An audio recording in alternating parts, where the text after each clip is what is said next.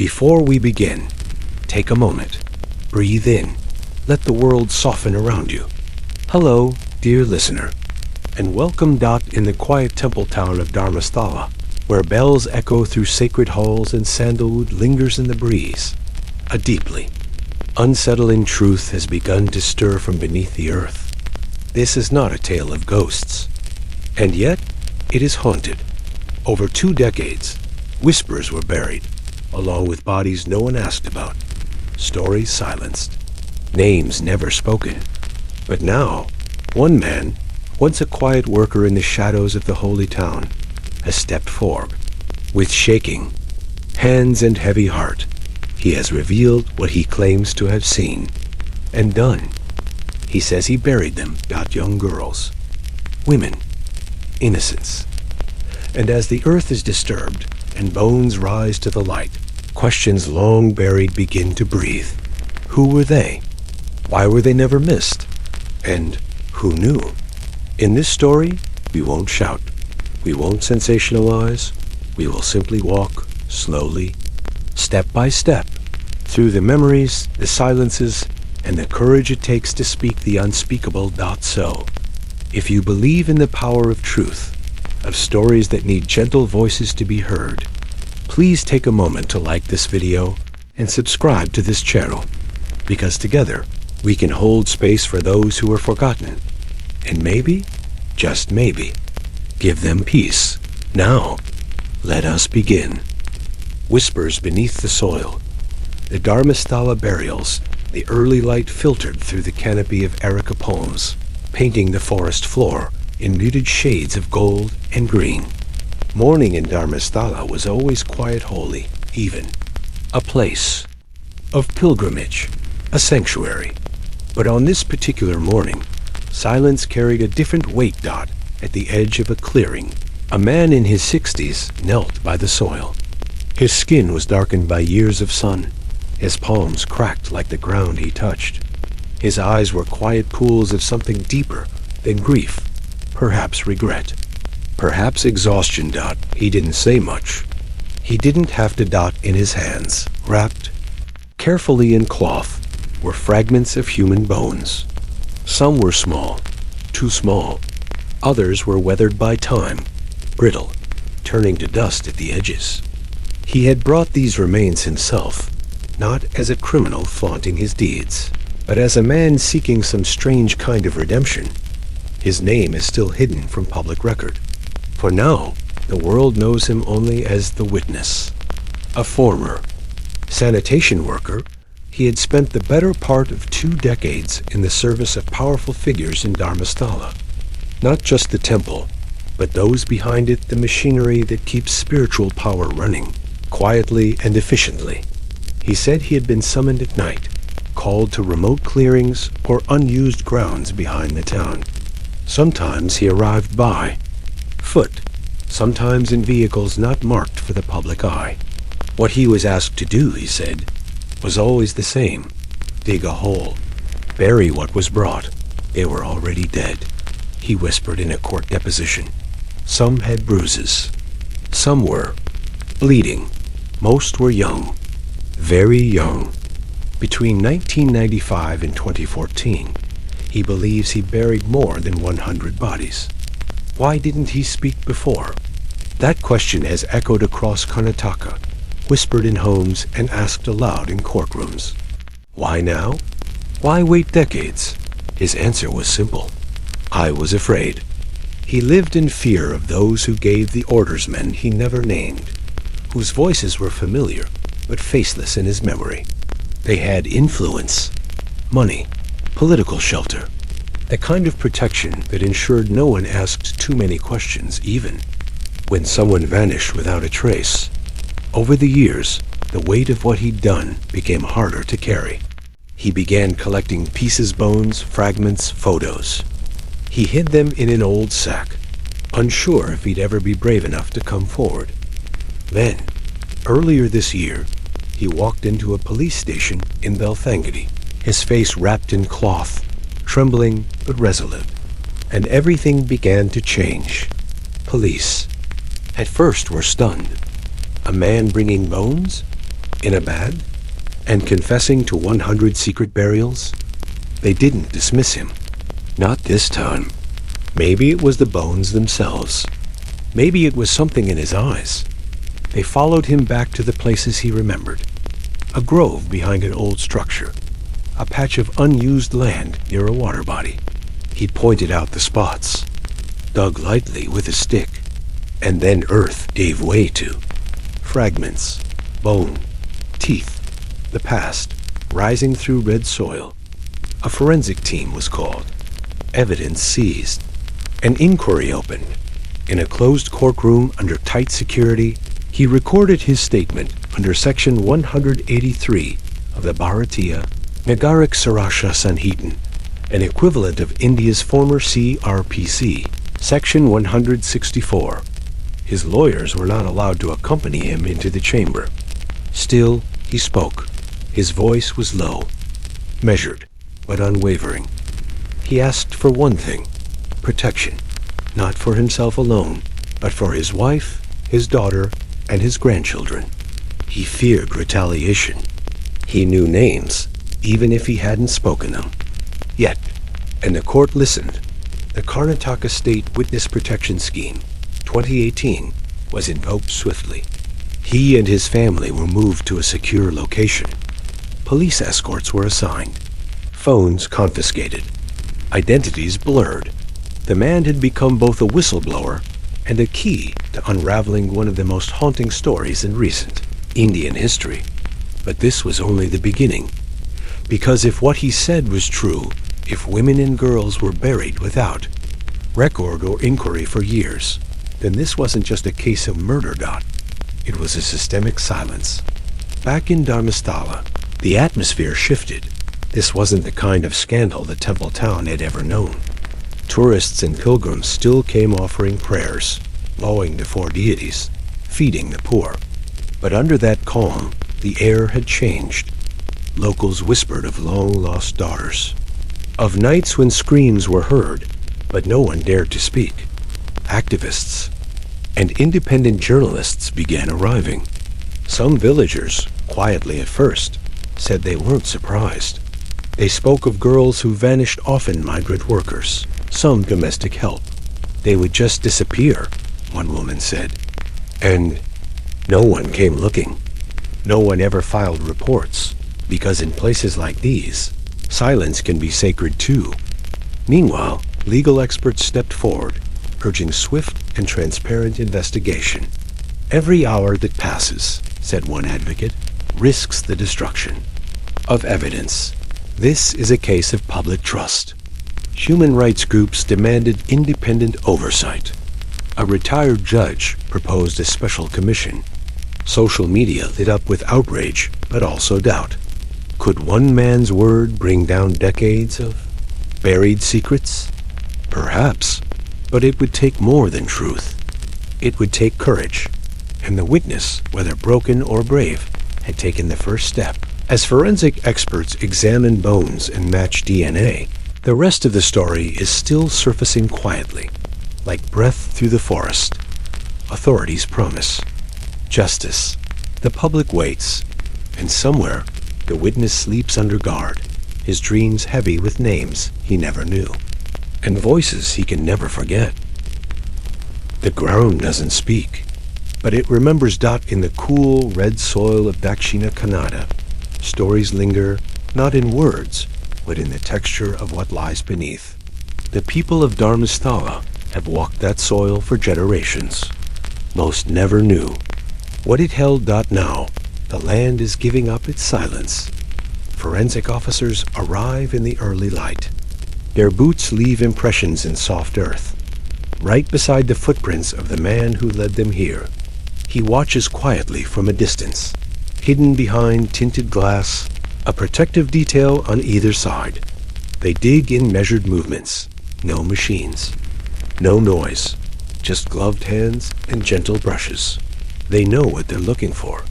Bone, cartilage, a ring, a hair clip. Anything to name the unnamed Dot in one shallow grave. They find part of a jaw. Elsewhere, fragments of skull, tangled in roots. One site, just behind a crumbling compound wall, reveals an entire spine weathered, but intact. The officials do not speak much to the press, but the expressions on their faces tight with concentration, lips pressed thin, say enough. This isn't myth. It isn't hearsay. It's real. As news spreads, the village grows quieter. Shutters close early. Neighbors speak in low tones. A man who once sold bananas near the temple disappears. A woman whose niece went missing in 2009 moves to stay with relatives out of fear. Not everyone is afraid. Some feel vindicated. They speak cautiously about what they've always suspected. A maid who worked near the temple says she once overheard men whispering late at night, their clothes streaked with mud. Another remembers a friend who worked for a local landowner, then vanished the day after she asked about money. Still, these are fragments, hints, no proof. The people have grown used to holding things in silence, out in courtrooms and conference rooms across Mangaluru and Bengaluru. The witness's confession becomes a spark, small but potent. It lights debates in the media. It compels politicians to offer vague statements of concern. And it pulls in a steady wave of experts, criminal lawyers, former CBI officers, human rights watchdogs, all urging caution and urgency in equal measure. There is something systematic. Here, one retired judge says on a late-night panel, mass graves, patterns, vulnerable victims. This is not a lone man with a guilty conscience. This is machinery. But machinery, when cloaked in religion, charity, and power, is hard to confront. The Dharmasthala temple itself remains silent. No official statement, no denial, no confirmation. The Dharmadhikari, the hereditary head of the temple, has long been known as a philanthropist, a man of great generosity and cultural standing.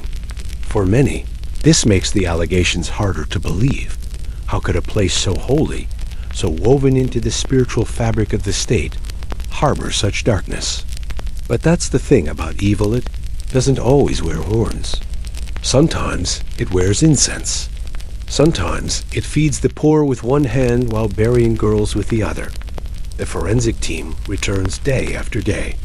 So do the whispers. At least 6 burial sites are being examined.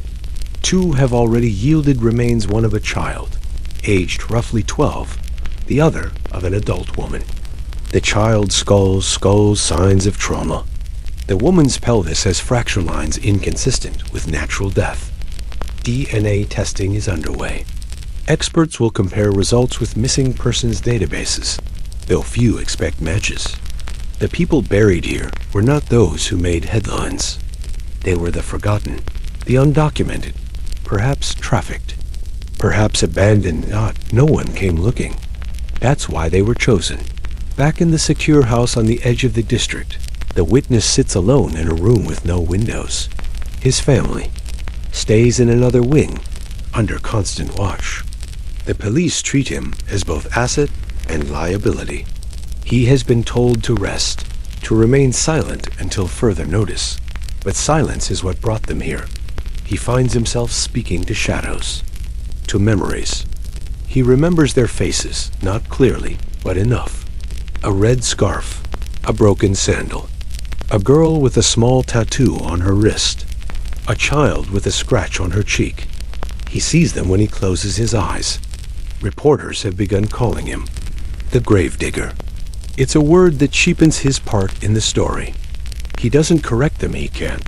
But in his mind, that's not who he was. He didn't choose this. He wasn't a killer. He didn't touch them, didn't harm them. He just obeyed. That's what he tells himself. What he told the court. Still, the guilt lives deep. It never left. For years, he believed he was cursed. He thought his daughter's illness, the loss of his farm, even the fading of his sight, were punishments from the gods. Now, he sees them differently. Maybe they were signs to speak. As days pass, a slow shift begins. Civil society groups begin. pushing for a wider investigation. Some suggest central agencies step in. A few journalists start tracing old missing persons reports from neighboring districts. There are patterns. Multiple disappearances near Dharmasthala between 2003 and 2010. All unconnected. All unsolved. The temple trust. Under pressure, issues a brief, clinical statement. We are cooperating with authorities. We trust the legal system. We respect truth. But the town hears the silence between those words. No denial. No outrage. Just stillness. At the burial sites, candles begin to appear. Small tea lights, placed by anonymous hands. Flowers, a few. Women pray quietly, their heads bowed. No names on the graves. No dates, just earth and the lives it holds. They were never called by name. No missing posters. No search parties. No weeping parents on news channels. The girls and women buried in the soft soil around. Dharmasthala didn't vanish from dinner tables or crowded bus stands. They vanished. From shadows from work sheds and servant quarters. From the edges of towns where names are less important than silence. And yet, they lived. They had voices. Laughter. Stories that we never knew them. Now, forensic teams are trying to give them back their names. DNA from the skeletal remains is being processed slowly at labs in Bengaluru and Hyderabad. Teeth are cleaned. Bones examined for signs of trauma. Hairs tested for mitochondrial DNA. In most cases, there's no match, no records, no families with access to police procedures. But still, scientists persist. A forensic anthropologist says, we owe them this. Even if the world forgot them, we won't. The witness remembers fragments, bits of lives. He tells officers about a girl in her teens, perhaps 16 or 17. She was brought to the burial site late one night, wrapped in a thin cotton sari, her ankle broken. She had a small pendant around her neck, plastic, shaped like a butterfly. She wasn't breathing, he says, looking at the floor. But she was warm. Another memory surfaces: an older woman, perhaps 30. Her hands were bound. There were bruises on her face. The man remembers she had a scar on her shoulder, like a healed burn. These details haunt him. Not because of what he did, but because of what he didn't do. I could have helped, he whispers one evening. I could have shouted, run. But where do you run when even the gods are silent? A retired police constable from the region, hearing of the investigation, contacts authorities. He remembers, vaguely, an unclaimed body in 2008, a girl, pulled from the Nethravathi River. The report was closed without inquiry. No follow-up. He was told not to disturb the system. That phrase rings in his ears now. The system, that which is seen but not named, that which protects and feeds off itself, that which operates in temples and towns, in silence and ceremony. A human rights group files a petition in the Karnataka High Court, demanding an independent special investigation team, SIT, be appointed. They argue that the scope of this case is beyond local jurisdiction. There are too many threads, too many institutions tied too closely to those who may be culpable. The state government, under growing pressure, agrees to consider the plea. Hearing is scheduled, but time is slow, and evidence is perishable. So much has already turned to dust. The public remains divided. Many believe the witness, his consistency, his quiet pain, his willingness to come forward with nothing to gain. But peace. Others question the motive. Why now? They ask, why wait 20 years? Conspiracy theories circulate, some claiming political sabotage, others calling it a fabrication by anti-religious elements. But one question continues to echo. What if he's telling the truth? Because if he is, then the land beneath Dharmasthala is not holy, it is haunted. The media returns to the story with renewed force. Journalists profile the witness's past. He grew up near Putter, lost his father young, dropped out of school, began working as a temple laborer in the late 1980s. By 1995, he was regularly hired for quiet tasks around Dharmasthala. He earned little, slept in sheds, ate from temple kitchens. He was invisible. Perhaps that's why he was chosen. In a small rented room in Udupi, an old woman watches the news. Her hands tremble as she clutches a photograph faded and curled at the edges. It shows her daughter, 14 at the time, wearing a pink dupatta and laughing, her hand reaching toward the lens. She vanished in 2006. No police station took her seriously. No report was ever filed. The family was told she probably ran away, but the mother remembers differently. She remembers fear. A man watching them near the temple. A warning given. And then emptiness. Now, for the first time in nearly 20 years, she dares to hope for closure. She contacts the authorities.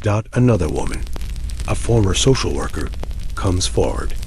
In 2010, she had tried to investigate the death of a minor domestic worker in a prominent Dharmasthala home.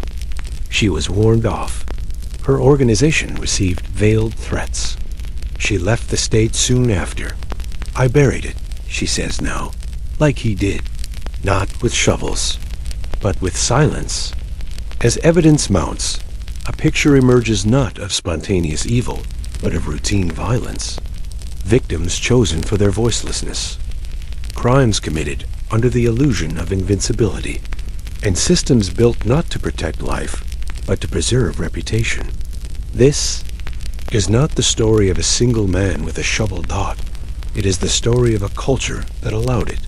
The witness, meanwhile, grows thinner. The weight of the past sits on his bones. He speaks less, sleeps fitfully.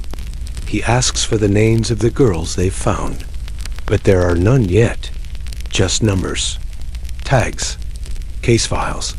Still, he lights a small diya in their memory every night, cupping the flame gently with his palms. He says he wants to testify again, this time publicly. The court has not yet approved the request, but when asked why, he says simply, because they deserve to be remembered, not just as bones, but as people. The temple bells still ring each morning in Dharmasthala. They echo across stone corridors and sacred ponds, calling the devout to prayer.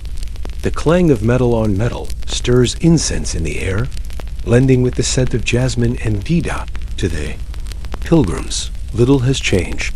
They come in buses and cars, barefoot on hot stone, bowing before the deity, whispering hopes into the silence of sanctum walls. To them, this is still a place of blessing, of legacy. But behind the temple's marble stillness, whispers are growing. Inside the corridors, where decisions are made among trustees, administrators, and long-serving aides, and unease festers. It's not panic, not yet, but it is discomfort. A fear that what was once buried might now refuse to stay down. The temple has been a pillar in Karnataka for centuries, an institution of tradition and charity. Free meals served daily, schools funded, hospitals built. A place beyond politics. Or so it seemed. Until now. After the witness's confession, some temple workers have gone quiet. A few resign quietly, offering vague reasons. Others, still loyal, scoff at the story. Impossible, one says. This place is too sacred. But sacredness is not the same as sanctity. And the ground doesn't lie. In the background, a subtle resistance begins. Files go missing. Footage from temple's CCTV archives, which might show past comings and goings from remote structures, is found mysteriously wiped. A senior security staff member is suddenly transferred. When asked, officials say it's routine. But nothing feels routine anymore. In Bengaluru, the High Court hears a petition for an independent investigation. The state government pushes back, citing jurisdiction, sensitivity, and ongoing cooperation with local law enforcement. Outside the courtroom, protesters gather with candles and signs. Most are women. Some hold photographs of girls whose disappearances never made the news. Others carry blank placards for the unnamed. One reads simply, "Sacred ground should not hide graves." The witness follows the hearing from his secure room. He watches in silence, his hands folded. He no longer asks for news updates. They come to him anyway. A local officer, now part of the internal inquiry team, visits once a week to ask more questions. The witness's answers are always measured, but never hesitant. This time, he shares something he hasn't spoken aloud before. There were people inside the temple structure, he says. Not priests, not monks, but those who worked in the shadows. They watched. They gave orders. They cleaned up. When asked for names, he shakes his head.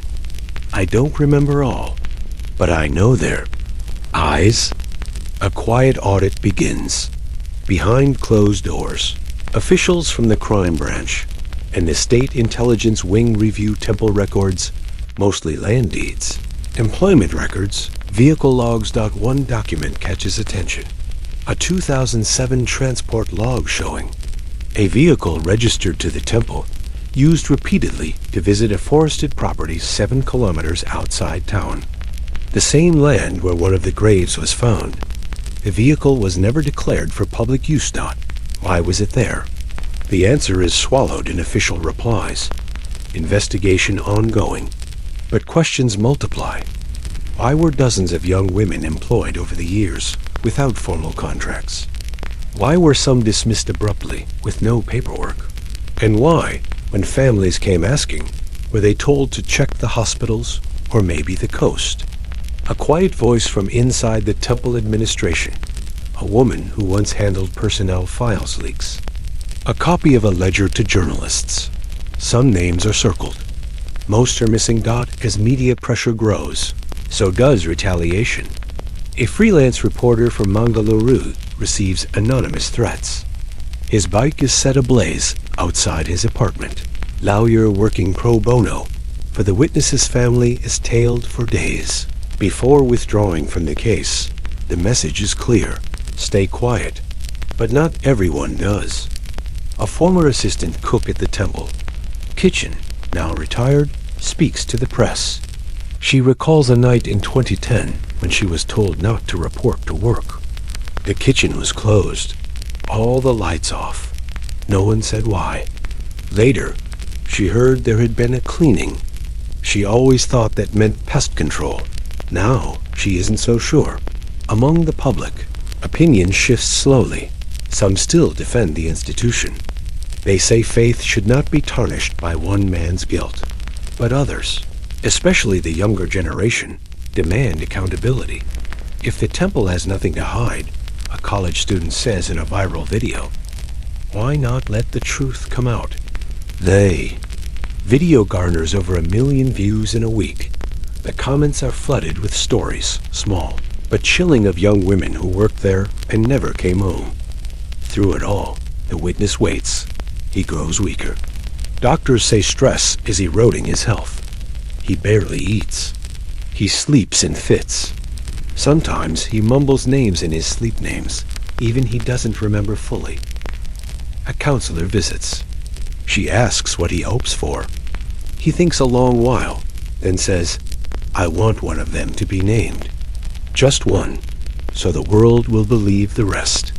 Behind the temple, under a moonlit sky, a group of silent mourners gather one night. They say nothing.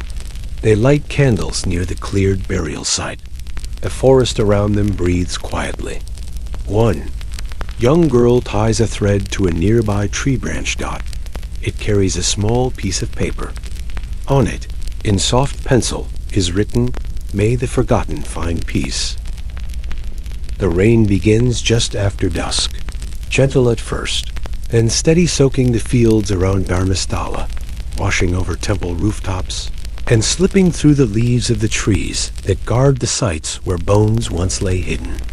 For some, the rain is cleansing. For others, it feels like mourning Dot, as if the earth itself is weeping. Inside his protected shelter, the witness lies in bed, his body thinned by weeks of waiting. His eyes are half closed, listening to the rain drum lightly against the tiled roof. He has not spoken much in days. When asked why, he only shrugs. They know now, he whispers. That's enough. But at ISN single quotes T. outside, a new chapter of the investigation begins. Following weeks of media pressure and rising public demand, the Karnataka High Court orders the formation of a special investigation team, SIT, independent, with judicial oversight. The team is tasked not just with validating the witness's testimony, but with uncovering the entire network, if one exists. A new forensic dig is authorized. This time, the search extends beyond Dharmasthala to 3 surrounding properties once affiliated with the Temple Trust. 2 are quiet farmhouses. 1 is a disused meditation center. At the meditation center, investigators find signs of recent disturbance beneath the tiled prayer platform. A ground-penetrating radar scan suggests hollows beneath. They begin to dig. What they find is not another grave. It's a single box, wooden, weathered. Inside, a set of burnt clothes, 3 bone fragments, a charred photo frame, and a diary reduced mostly to ash. Only one corner remains legible. It reads, "Forgive us, for we were afraid to speak." Back in Mangaluru, the witness is taken to the hospital. His health has declined sharply. The doctors suspect an infection brought on by stress and untreated symptoms. He speaks to no one but his daughter, who sits beside him every evening, holding his hand. She was too young to remember what he did, but she knows what he's trying to undo. A priest from a nearby temple visits quietly, not to offer ritual, but to sit with him. The two do not speak. The priest simply lights a ghee lamp and places it by the window. It flickers through the night. At the state assembly, debates grow fierce. Some leaders demand protections for the temple institution, calling the investigation a targeted assault on Hindu tradition. Others argue that tradition must never become a shield for crime. One MLA, a woman from the coastal belt, stands and reads from the investigation notes. We have names now. DNA matched. Families traced. These are not rumors. They are facts buried in the earth. Her voice breaks. The hall is silent. Among the names recovered is one girl, Lakshmi. She was 17 when she disappeared in 2009. Her family, poor agricultural laborers, had filed a missing person complaint. It was never followed up. Her remains were identified by a single surviving tooth and the bangle she always wore, melted to the bone. Her mother is brought to the site one evening. She does not cry. She kneels, touches the soil, and says only, "You're not lost anymore." The witness hears this in the hospital. He asks for a candle. His daughter lights it. He says her name aloud, Lakshmi, and whispers a prayer under his breath. He does this each day now, as new names are found. Some are still unknown, but the prayers are offered just the same. In Dharmasthala, temple activity continues, but the crowds have changed. Fewer pilgrims, more police, media vans on the road's edge. Signs of unease, even among the most devout. Some priests lower their eyes when asked questions. A few younger temple workers have resigned, leaving behind only anonymous notes. We served. We didn't. No, but we cannot stay. On social media, a quiet movement grows. People begin posting messages using the hashtag remember the unnamed. Some write poems. Others light lamps on their balconies. A few share stories of people they lost long ago and were told to forget. One woman writes, "We don't pray just to be heard. We pray to remember. For those who were silenced, we are their unfinished prayer." Back at the hospital, the witnesses. Body fades, but his clarity remains Dot in his final days. He writes a short statement with the help of a court-appointed notary. It will become part of the SIT's final report. Dot in it, he writes, "I do not seek forgiveness. I seek truth, and I offer this story not to hurt faith, but to cleanse it, because faith is only holy if it stands beside the forgotten." He dies 3 days later. His daya is still burning when he goes. He is buried far from Dharmasthala.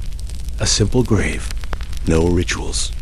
Just a stone that reads, "He returned the names." As the SIT report nears completion, details begin to emerge. A network of temporary workers, hired without contracts and dismissed suddenly. A pattern of unregistered vehicles operating late at night. Administrative staff who refused to speak, and a few who vanished altogether.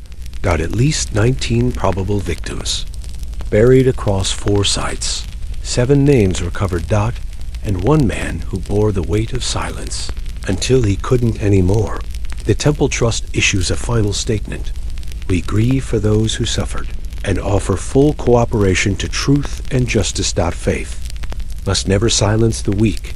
May those lost find light." No apology. But perhaps a beginning. And still, the bells ring. Every morning, without fail, across Dharmasthala, they echo through stone, sky, and memory. But now, each chime carries more than devotion.